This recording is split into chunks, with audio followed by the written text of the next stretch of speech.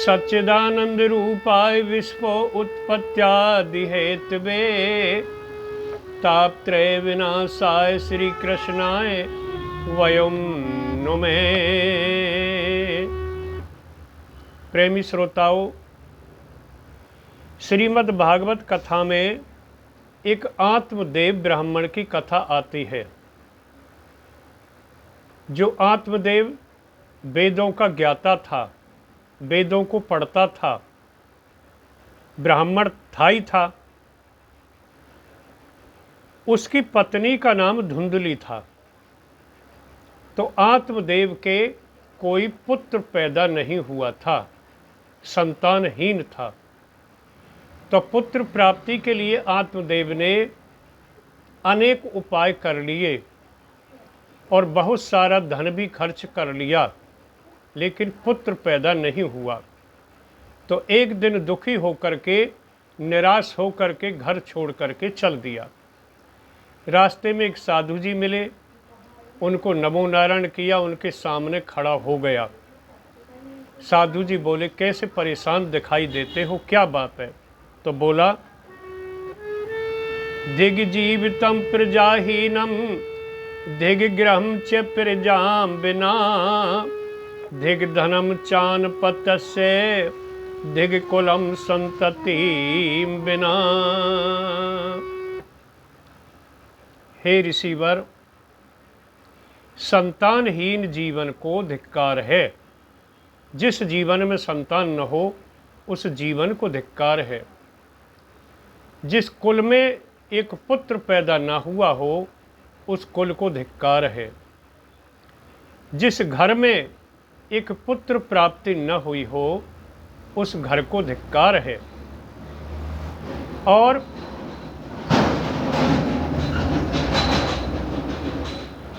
जिस धन संपत्ति रहते हुए संतान न हुई हो, तो उस धन संपत्ति को भी धिक्कार है। तो साधु जी ने उसके बारे में विचार किया और बताया, तेरे तो भाई 7 जन्म तक संतान नहीं है।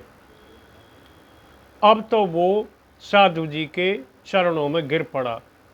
बोला, साधु जी, मैं तो एक जीवन से ही दुखी था, तो मैंने तो 7 जन्म की बात कह दी। अब तो मैं तुम्हारे चरणों में ही प्राण त्याग दूंगा। अब मैं वापस घर नहीं जाऊंगा। साधु जी ने चरण छुड़ाए, पकड़ करके ऊपर उठाया, खड़ा किया और बोला, आत्मदेव के मेरे किसी भी तरह से संतान पैदा हो, मुझे कोई उपाय बताओ।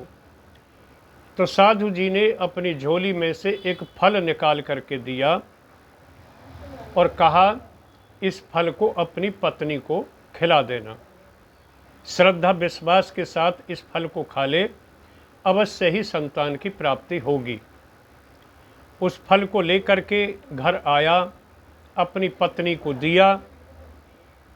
पत्नी की बहन आई हुई थी घर में। बहन बोली, अरे ऐसे फलों से कोई संतान पैदा हो रही है, इसे मत खा, इसे तू अपनी गाय को खिला दे। और अब के जो मेरे पेट में बच्चा है, इसके होने पर मैं तुझे चुप, किसी को पता न पड़े, रात्रि में पहुंचवा दूंगी और तू अभी से गर्भवती होने की बात सबको बताने लग कि मैं गर्भवती हूँ। और गर्भवती जैसी तू सबको दिख कि ठीक है। वो गर्भवती जैसी रहने लगी, सबको बताने लगी। उसकी बहन के समय आने पर पुत्र पैदा हुआ, उसने रात्रि में पहुंचवा दिया।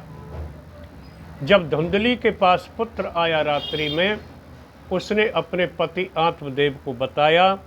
आत्मदेव को बड़ी खुशी हुई। प्रातःकाल हुआ, सबको पता पड़ी, सबको खुशी हुई। अब तो आत्मदेव ब्राह्मण के पुत्र पैदा हो गया।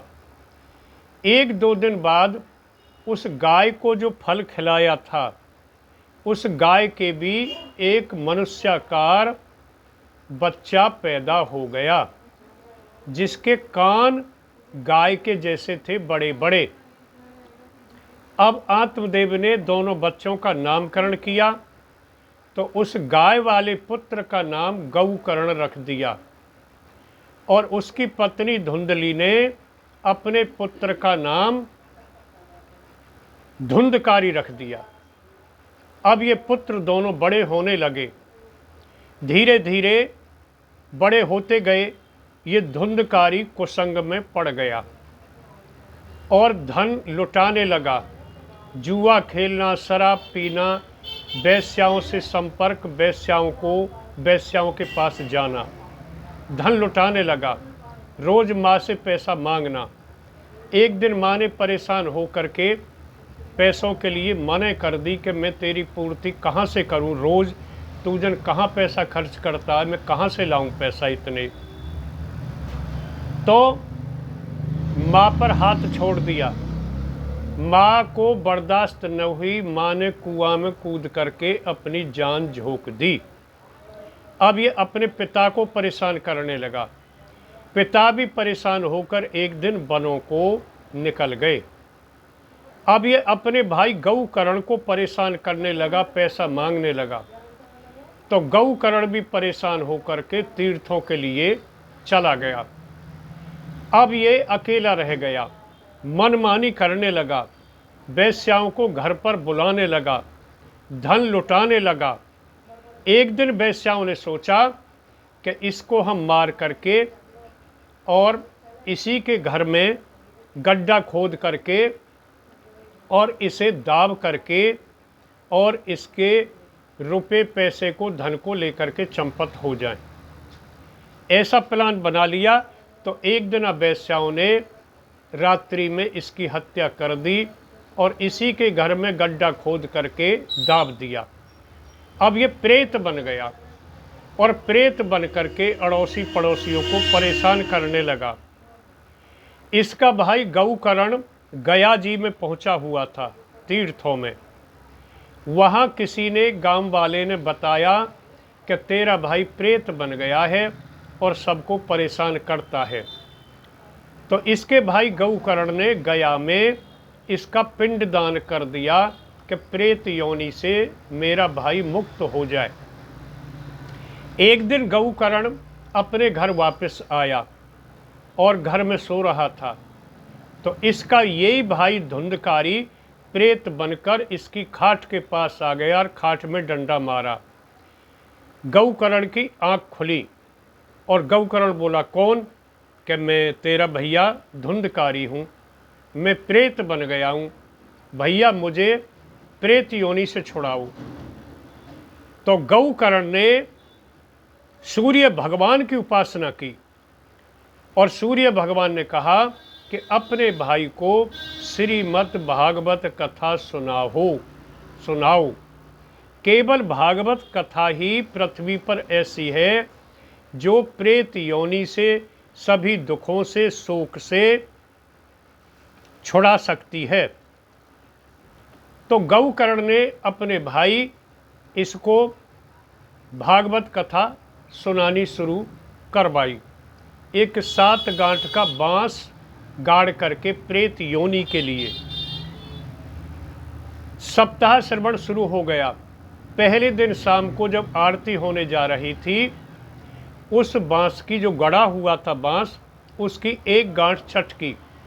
किसी ने कहा कि भाई ये बांस जो गाढ़ा है इसकी एक गांठ चटक गई है, पता नहीं कैसे।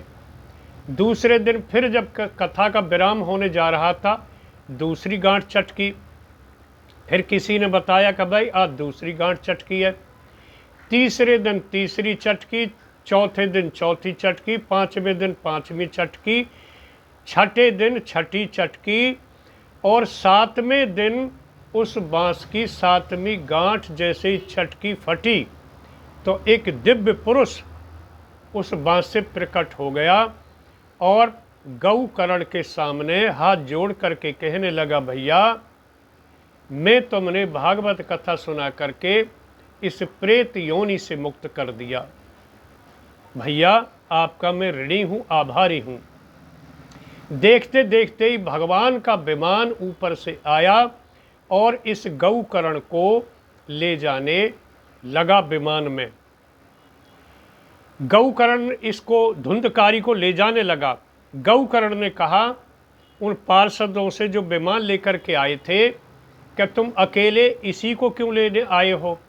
कथा तो यहाँ और भी बहुत लोगों ने सुनी है कि देखिए इसने पूरी कथा निराहार रह करके सुनी है, इससे कथा का कोई अंश नहीं छूटा, इसलिए यही भगवान के धाम जाने का अधिकारी है।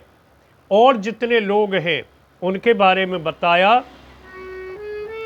अद्रम च हृतम ज्ञानम प्रमादेन हृतम श्रुतम संदिग्धो ही हतो मंत्रो व्यग्चित्रो हतो जपे। जो ज्ञान दृढ़ नहीं होता वो ज्ञान व्यर्थ हो जाता है, और ध्यान न देने से कथा के श्रवण का कोई लाभ नहीं मिलता है, और संदेह से किसी मंत्र का कोई लाभ नहीं मिलता है, और चित्त के इधर उधर भटकने से कोई फल प्राप्त नहीं मिलता है। इसलिए केवल ये धुंधकारी ही भगवान के धाम जाने का अधिकारी है। तो ये भागवत कथा वो है।